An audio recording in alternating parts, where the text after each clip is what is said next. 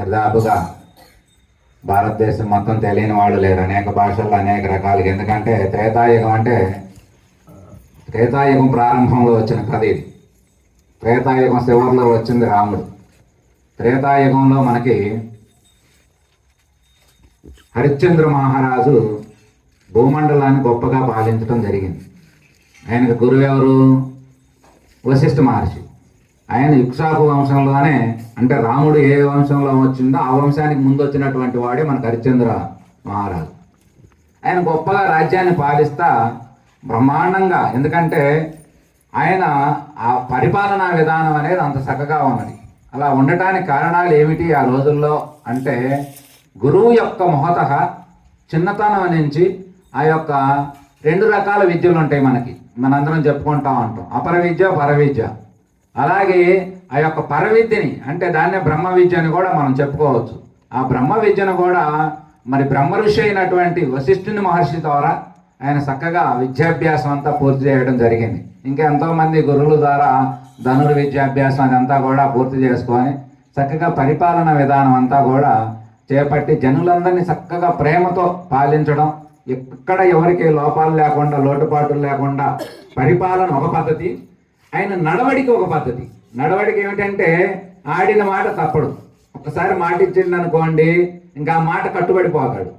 ధర్మాన్ని ఒక నిష్టగా, సత్యాన్ని ఒక వ్రతంగా ఆయన పాటించి జీవితం అంతా కూడా ఆ రకంగా నడుస్తూ ఉన్నది. నడుస్తూ ఉంటే ఒకరోజు అనుకోకుండా దేవతలు, ఋషులు అందరూ కూడా ఇంద్రలోకంలో కలిశారు.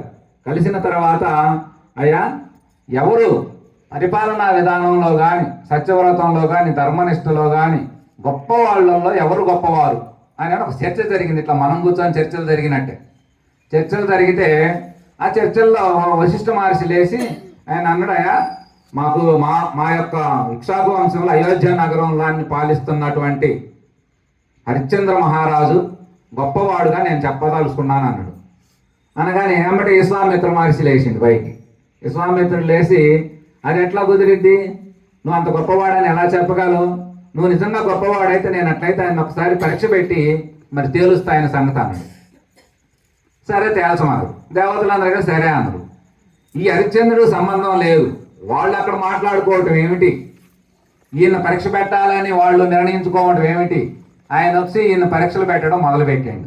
రకరకాలుగా ఉంటుంది ఆ కథ అంతా. అయితే ఆ రకంగా పరీక్షలలో మొదలు పెడితే ఆ పరీక్షలో ఈయన అనేక రకాలుగా రాజ్యం పోయింది, జీవితం పోయింది. ఆఖరికి భార్యని తాకట్లో అమ్ముకోవాల్సి వచ్చింది, పిల్లగాడిని కోల్పోయిండు. ఆఖరికి ఆ విశ్వామిత్ర మహర్షికి తీర్చాల్సిన అప్పు కోసం తనను తాను కూడా అమ్ముడు పోవాల్సిన పరిస్థితి ఏర్పడింది. కానీ ఆ సంభాషణలో జరిగే ఘట్టాలుంటాయి. భార్యాభర్తల మధ్య ఇద్దరు కాశీ నగరం వెళ్ళారు. వెళ్ళిన తర్వాత అక్కడికి వెళ్ళేసరికి మళ్ళీ విశ్వామిత్ర మహర్షి 4 రోజులు గడువు పెడతాడు. 4 రోజుల్లో మీరు నా అప్పును తీర్చాలయ్యా అని.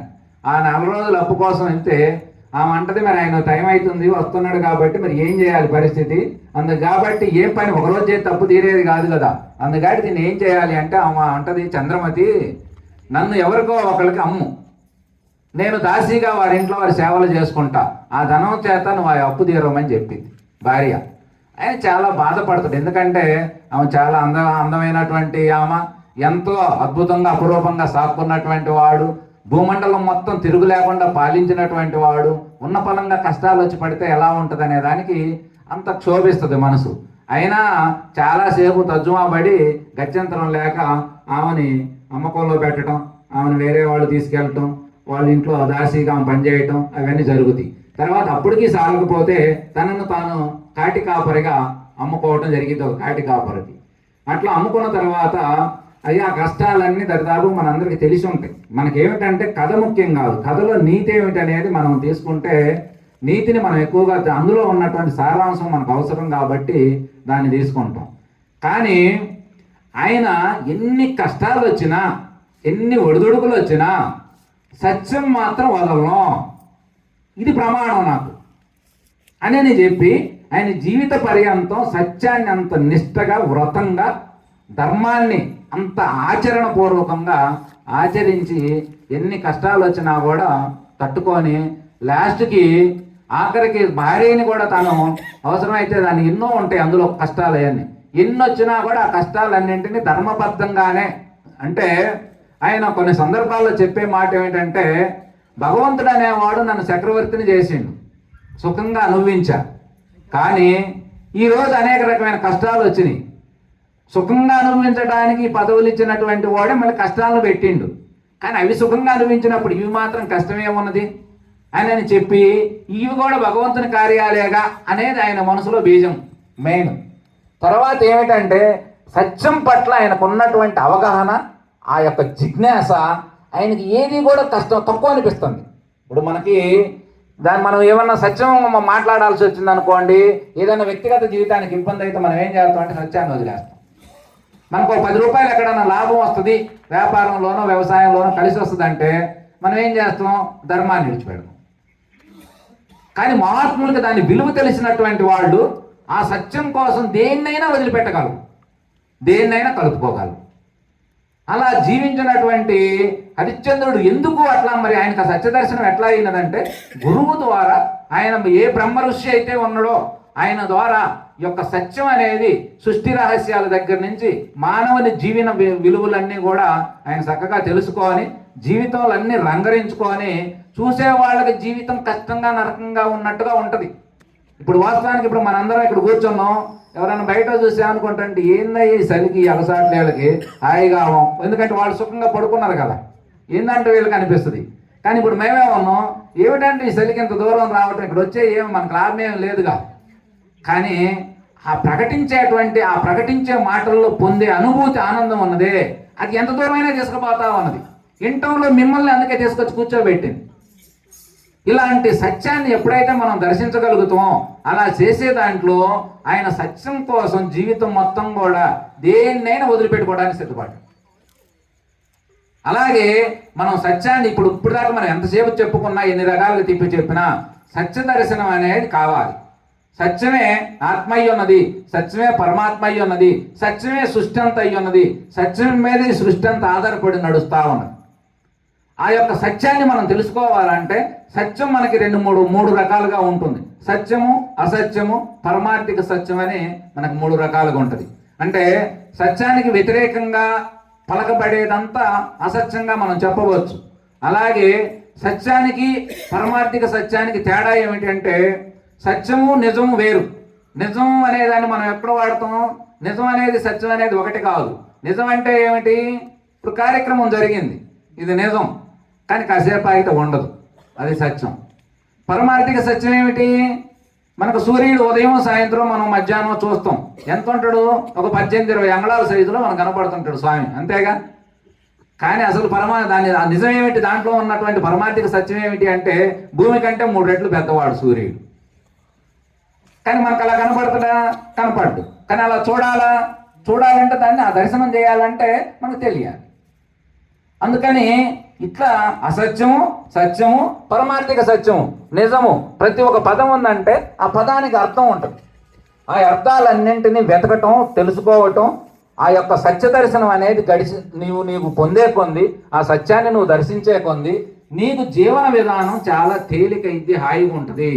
అందుకనే మనకి రాముడు కథ తీసుకున్నా, హరిశ్చంద్రుని కథ తీసుకున్నా, భీష్మ పితామహుని కథ తీసుకున్నా, వాళ్ళు ఒకటే మాట చెప్పారు, సత్యం కోసం దేనినైనా వదిలేస్తాం కానీ సత్యాన్ని మాత్రం వదిలేయమన్నాం. మనం సత్యం కాదు, మన జీవితంలో ఏది అవసరం అయితే దానికోసం దేన్నైనా వదిలేస్తాం కానీ వ్యక్తిగత జీవితాలను మనం వదిలేసుకోలేం. అట్లా చేయబట్టే అందుకనే వాళ్ళు ఈరోజు సత్యం ఏమై ఉన్నది, సృష్టి అంతా తానై ప్రకాశిస్తుంది. అందుకని ఆ సత్యాన్ని దర్శించింది కాబట్టి కొన్ని లక్షల సంవత్సరాలైనా కూడా ఆయన కూడా సత్య హరిశ్చంద్రుడు అయిపోయింది. అంటే సత్యం తానుగా మారబట్టే ఆయన కూడా సత్య హరిశ్చంద్రుడు అని చెప్పి ఎప్పుడైతే సత్యానికి బద్ధుడయ్యి సత్యానికి దాస్యం చేస్తున్నాడో, దైవానికి నీకు సేవకుడుగా మారిండో, ధర్మానికి నాయకత్వం వహించిండో, జ్ఞానానికి వారసుడుగా ఉన్నాడో, అప్పుడే ఆయన దేవతలందరూ ఆయన దగ్గరికి దిగి వచ్చాను. మహాత్ములు చెప్పే మాట ఏమిటంటే సత్య దర్శనం పొందగలిగిన వాడు, ధర్మంగా జీవించగలిగిన వాడు ఏ దేవాలయాలకు వెళ్ళాల్సిన పని లేదు. అంటే వెళ్ళకూడదని కాదు, అవసరం లేదు. సత్యం లేని చోట నువ్వు ఎక్కడ ఏ దేవాలయాలకు పోయినా, ఏ పూజలు చేసినా, ఇప్పుడు ముఖ్యంగా జరుగుతున్నటువంటి కారణాలు, మరి ఇప్పుడు జరుగుతున్న ప్రభావం ఏమిటంటే ఒకవైపు ఒక మార్గంగా చెప్పుకుంటే మనకు భక్తి విధానం పెరిగింది, సేవా కార్యక్రమాలు పెరిగినాయి, దేవాలయాలు పెరిగినాయి, అర్చకులు పెరిగినరు, బ్రహ్మాండ కార్యక్రమాలన్నీ పెరుగుతూ ఉన్నాయి. కానీ సత్య మార్గం పెరగట్లేదు, నీతి పెరగటం లేదు, ధర్మం పెరగటం లేదు, అన్నీ కూడా అల్లకల్లోలంగా ఉన్నాయి. అందుకని అలాంటి సత్య దర్శనం అనేది ఈ సృష్టి మొత్తానికి ఆధారమైనటువంటి ఆ సత్యాన్ని దర్శించినటువంటి హరిశ్చంద్రుని లాగా జీవించాలి అంటే దాని విలువలు తెలిస్తే దాన్ని మనం జీవించడానికి ఎవరమైనా జీవించగలం. మన కారణం ఏమిటంటే తెలియకపోవటం వల్ల దాని విలువ, దాని యొక్క మహిమ మనకు అర్థం కాకపోవటం వల్ల మనం దాన్ని పట్టుకోలేకపోతాం. అందుకని మనం ఎంతసేపు చెప్పుకున్న ఆత్మవిద్య, మనం జీవుడిని దైవాన్ని అనుసంధానం చేయాలి ఒకటే అనేది కలపటమే యోగం అనే మాట మనం చెప్పుకుంటే, ఆ యోగంగా మనం మారాలి అంటే మనం ఎన్ని రకాలుగా చేసినా నీకు నీవు అంతరంగంలోకి ప్రవేశించి నీకు నీవు తెలుసుకోవాలనేటువంటి జిజ్ఞాస కలిగి నిన్ను నీవు ఉద్ధరించుకోవటమే తప్ప నీకు నీవు కాకుండా ఏది ఇతరులు చేయాలి కాదు. ఇప్పుడు హరిశ్చంద్రుడు అంతసేపు అంత సత్యబద్ధంగా జీవించాల్సిన అవసరం ఏమిటి ఆయనకి? ఆయనని మనం పరిశోధన చేస్తే ఆయన ఇతరుల కోసం చేయాల, ఆయన హృదయానందం కోసం, ఆయన్ని తనను తాను గెలవటం కోసం, ఈ సృష్టి మొత్తం తనగా మారటం కోసం, తను చేసినటువంటి ప్రయోగం సఫలీకృతం కావటం కోసం తను ప్రయాణం సాగించాడు. అందుకోసమే మనం కూడా మన ప్రయాణంలో మన ఆధ్యాత్మిక జీవితంలో మనం సాధించాలి అంటే నీకుతో నీవు, నీకోసమే నీవు, నీలో నీవు, నీకు నీవుగా సాధన చేస్తే తప్ప ఈ ఆధ్యాత్మిక విద్య అనేది ఏదో ఒకసారి ఇంటే వచ్చేది కాదు.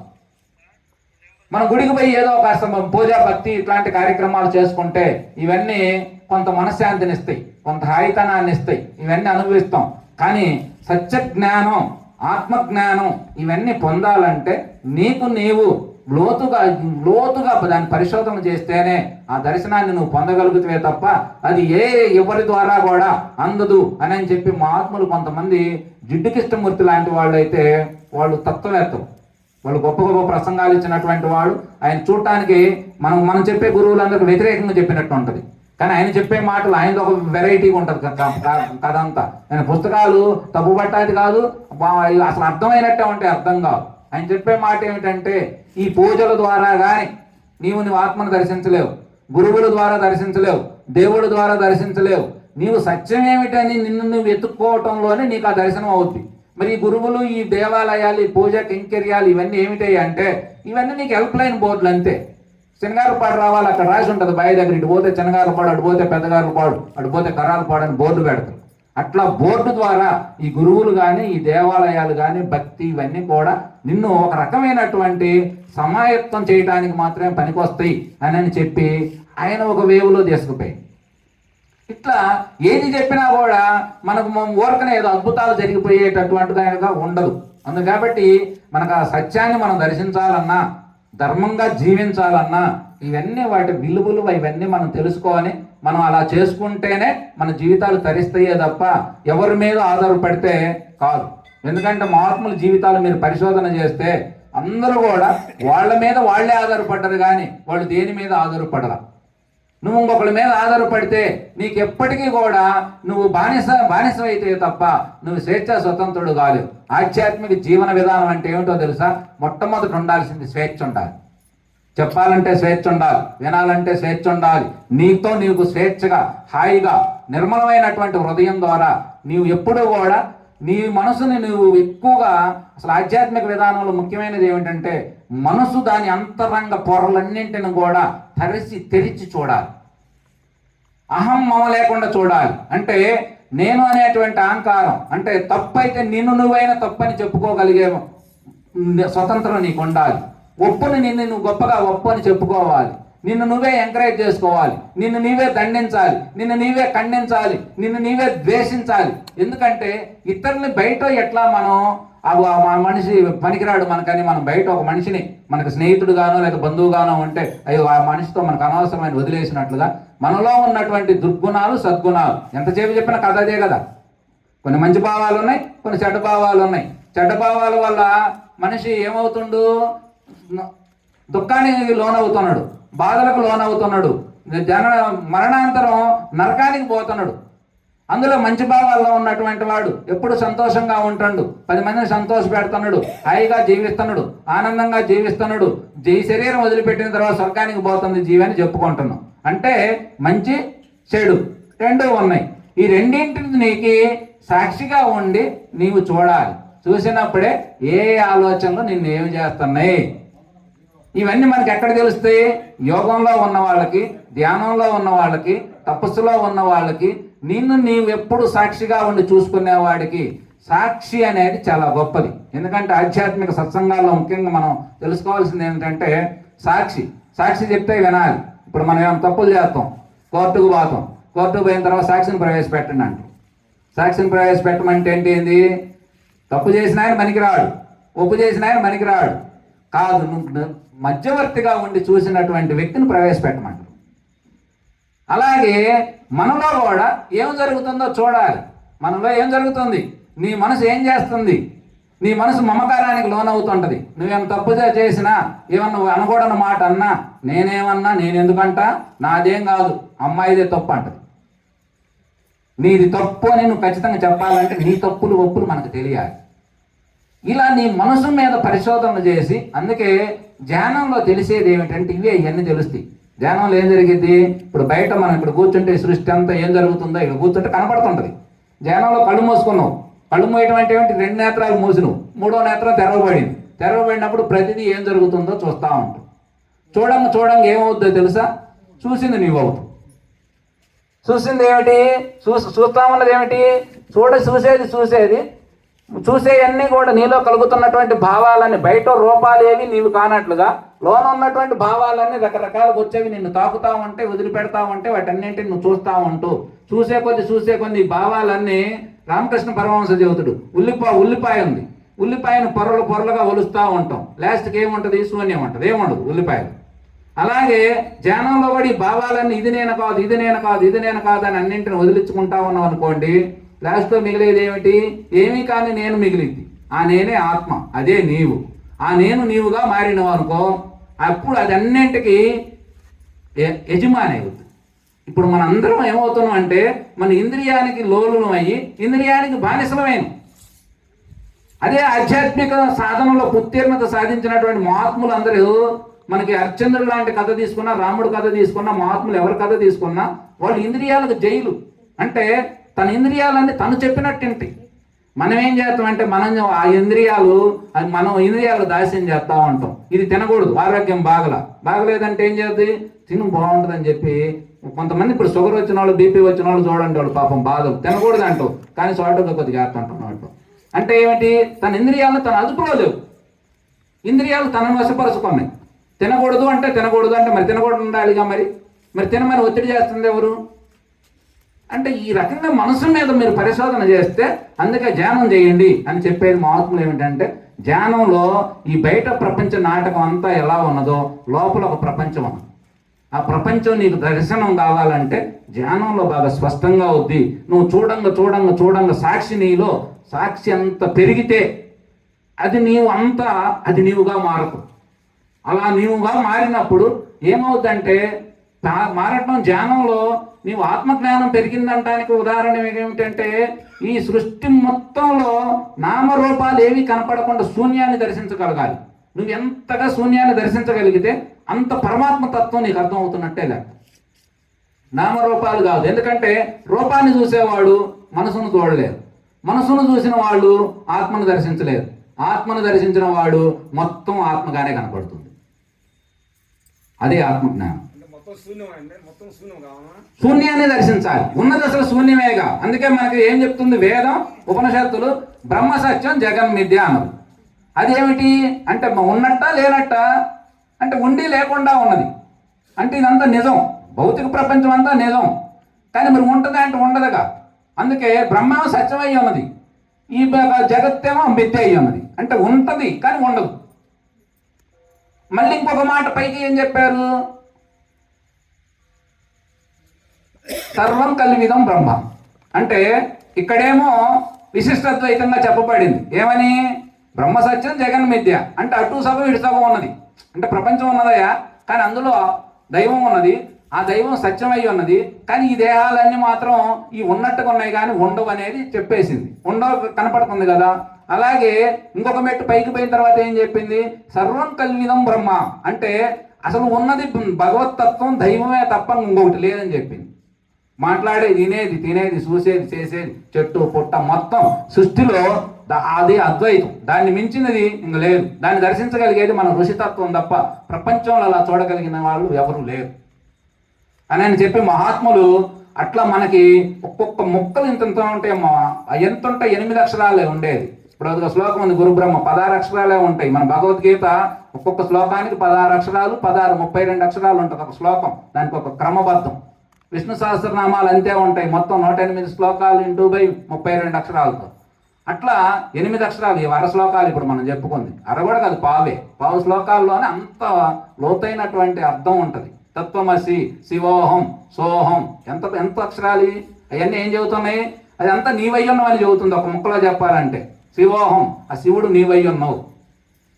అయితే నేనయ్యున్నా అంటే అర్థం అవుద్ది జ్ఞానికి. కానీ శంకరాచార్యులు లాంటి మహాత్ములు చెప్పింది ఏమిటంటే, శివోహం బాగానే ఉంది, కానీ నేను ఆ శివుడు అంతా ఆ శివుడేనని చెప్పి, అంటే శరీరం భ్రాంతి ఉంటుంది కాబట్టి శరీర మమకారం అహంకారంగా మారిద్ది, అందుకని అంతా శివుడేనని చెప్పి ఆయన పాదాలకు అర్పించేస్తారు. కానీ తత్వం అర్థం చేసుకునేటప్పుడు శివోహం అయిపోయిన తర్వాత అంతా శివుడే అన్నట్టుగా ఒప్పజెప్పి ఆ విధానంలో కొనసాగుతూ ఉంటుంది. కాబట్టి ఇవి చాలా లోతైనటువంటి విషయాలు. ఎందుకంటే ఇట్లాంటి అర్థం కావాలంటే సాధకులకే బాగా అర్థం అవుతాయి. మామూలుగా జనరల్గా చెప్పుకునే స్టోరీలు, ఇప్పుడు మనం హరిశ్చంద్రుడి మీద కసేపు చెప్పుకున్నాం అనుకోండి, హరిశ్చంద్రుడు కదంటే దరిదాపు కొంతమంది తెలిసి ఉంటుంది. కథల రూపంలో చెప్పేది మన భాగవతం అంతా కథల రూపంలో చెప్పబట్టడానికి కారణం అదే. మనకి తత్వాన్ని ఎట్లా అందించాలి, తత్వం అర్థం కావాలంటే మనకు ఆ తత్వం అర్థం చేసుకోవడం కష్టం కాదు. దాని కథల రూపంలో, పేరుల రూపంలో, అనేక రకమైనటువంటి నామాల ద్వారా, రూపాల ద్వారా అందించడం కోసమే మనకు మహాత్ములంతా ప్రయత్నం చేసి ఆ తత్వాన్ని మనం చేరువ చేయడం కోసం చేస్తారు. కాబట్టి అట్లాంటి తత్వ దర్శనం, సత్య దర్శనం, ఆత్మ దర్శనం ఇవన్నీ మనం పొందాలి. మనకు ముఖ్యంగా అందుకనే సత్య మార్గం ద్వారా ఆత్మజ్ఞానాన్ని, నిత్యం ధర్మాచరణ ఇవన్నీ తెలియాలంటే, ధర్మం అంటే పేరు ఒకటే కానీ అనేక రకమైనటువంటి పాత్రలు, వాటి ధర్మాలు, వాటి విధానాలు ఎన్నో ఉన్నాయి. ఇవన్నీ ఎంత చెప్పుకున్నా చెప్పుకోవాల్సింది ఉంటూనే ఉన్నది, ఎంత చేసినా చేయాల్సింది ఉంటూనే ఉన్నది. అందుకని ఇది ఒకసారి అయ్యేది కాదు. అందుకని ఈ అవకాశం కల్పించినటువంటి నాకు అందరికి కూడా హృదయపూర్వక ధన్యవాదాలు తెలియజేస్తూ, హరి ఓం తత్సత్ సర్వం శివార్పణం. ఓం.